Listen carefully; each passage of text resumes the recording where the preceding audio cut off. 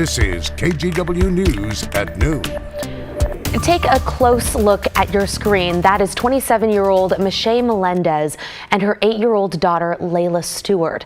The two went missing a little over a week ago, and Vancouver police are still searching for them. Hello, I'm Christine Pitawanich. Thank you for joining us here at noon. Today, police need your help finding that missing mother and daughter. The two were last seen on March 12th on Vancouver Mall Drive.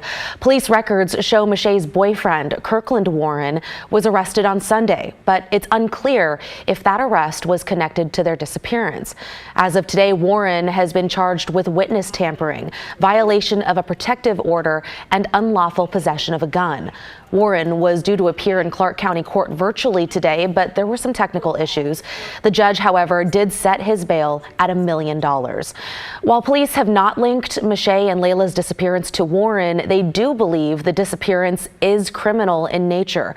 Anyone with information should call Vancouver police. A Portland police employee and her husband are facing serious charges in connection with a death in Southwest Portland. Karen Chire is not a sworn officer, but has been with the police bureau for about 28 years. On Monday, she appeared in court after being arrested Friday. She's accused of interfering with an investigation focused on her husband. In April of 2021, Jack Decker's body was found near Southwest Morrison and 20th. Police arrested Chire's husband, 38-year-old Bruce Chire, in connection to the death. He also appeared in court and pleaded not guilty to manslaughter and assault charges. It is manslaughter in the first degree and assault in the second degree, very significant charges.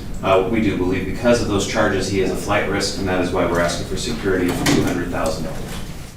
The judge set Bruce Chire's bail at $150,000. Meantime, his wife Karen, who was not in custody during her appearance, left on her own.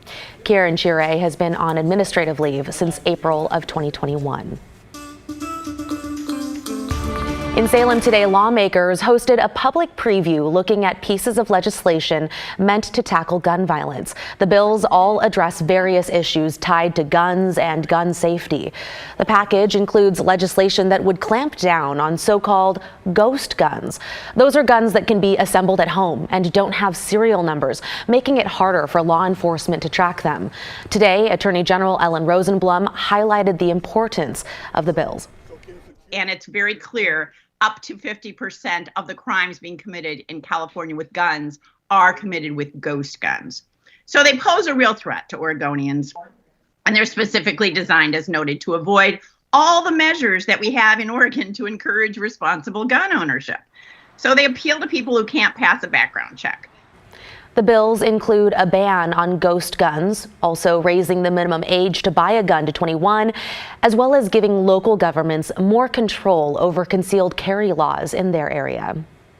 Another bill in the Oregon legislature is looking to protect and expand access to reproductive and gender-affirming care. The bill includes protecting abortion providers and patients from criminal consequences. It would even apply to people who travel here to Oregon from out of state. It comes at a time when other states are banning abortions after the Supreme Court overturned Roe v. Wade. Oregon Attorney General Ellen Rosenblum is among those supporting the bill. Now more than ever, we need to ensure that there are systems in place to increase confidentiality and ensure that these patients and providers are protected from abuse and harassment. So it's important that we do everything we can to shield Oregonians from overreach by states that criminalize abortion and other reproductive health decisions. At a minimum, we must make sure that Oregonians can't be prosecuted just for assisting a person in obtaining health care. Lawmakers plan to discuss the bill further and propose amendments next week.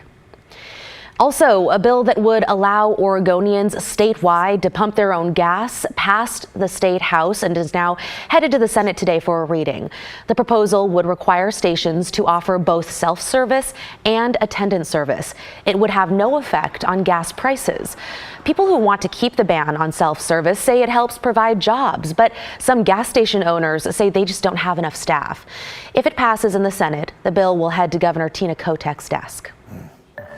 Okay, time now to check in with Rod Hill. And Rod, a good day to be a meteorologist because lots of blue skies that I'm seeing there. You know, this has been the best camera all day. The sky color has been deep blue. Of course, that reflects down on the blue Pacific. Cannon Beach live for you. Current temperature at noon has really been warming up, and we think the beach will see temperatures jump well up into the 50s today. Right now, we've got a current number of 52 degrees in Cannon Beach. Here is a look at the mountain now. It's been kind of sunny back and forth to some cloudiness from time to time. Here's our Timberline camera. It's still in the 20s up there. Passes will be warming into the 40s this afternoon. A little hazy on the east side. This is a camera out in Gresham off of Powell. Expecting some winds to pick up, but so far really haven't seen it.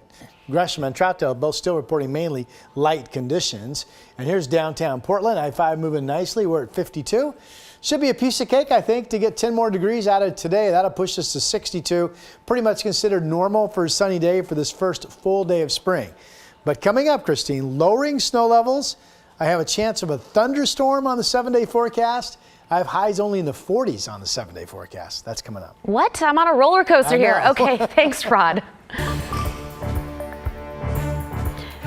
City leaders want to hear from people living near Southeast Portland's Hosford-Abernathy neighborhood. A vacant lot on Southeast Gideon Street around Powell and 13th is set to be the site of the city's first of 6 sanctioned homeless camping sites. The city has partnered with California-based nonprofit Urban Alchemy to run the site. But now leaders want to hear from people and business owners in that area. They also want to help the community develop what's called a good neighbor agreement. So if you're interested, there are 2 virtual meetings happening this week. One is tonight from 5:30 to 6:30. The other one is this Thursday from 5:30 to 6:30 as well. You do have to register in advance on the city's website for both meetings. Now to a quick update in the soccer world. The National Women's Soccer League commissioner says the sales of both the Portland Thorns and the Chicago Red Stars are moving forward. In December, Timbers and Thorns owner Merritt Paulson, you may remember, announced plans to sell the Thorns, but he hasn't said much about it since then. Here's League Commissioner Jessica Berman.